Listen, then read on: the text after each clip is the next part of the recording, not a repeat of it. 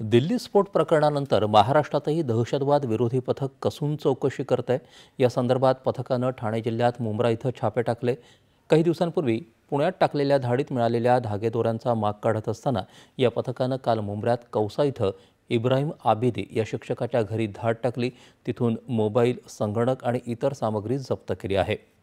हा शिक्षक जमात ए इस्लाम या संघटनेशी संबंधित असल्याचं समोर आलं असून त्याला अटक केली आहे। या संदर्भात पुढील तपास सुरू आहे। याच तपासाप्रकरणी पुण्यातल्या कोंढवा इथूनही एका संशयिताला अटक केली असून त्याचा तपास सुरू आहे। झुबेरशी संबंधित ठिकाणांवरही एटीएसनं छापे टाकले। दरम्यान झुबेर हंगगेरकर प्रकरण आणि दिल्ली स्फोट प्रकरणाचा परस्परांशी संबंध असल्याचे पुरावे अद्याप तरी सापडले नसल्याचं एटीएसनं स्पष्ट केलं आहे। झुबेरला एटीएसनं गेल्या महिन्यात पुण्यातल्या कोंढवा इथून अटक केली होती। त्याच्या जवळून अल कायद्याशी संबंधित काही साहित्य जप्त केलं होतं। राज्यात हाय अलर्ट दिला असून गर्दीच्या ठिकाणी तपासण्या सुरू आहेत। मुंबईसह राज्यात महत्त्वाच्या ठिकाणी सुरक्षा व्यवस्था वाढवली आहे।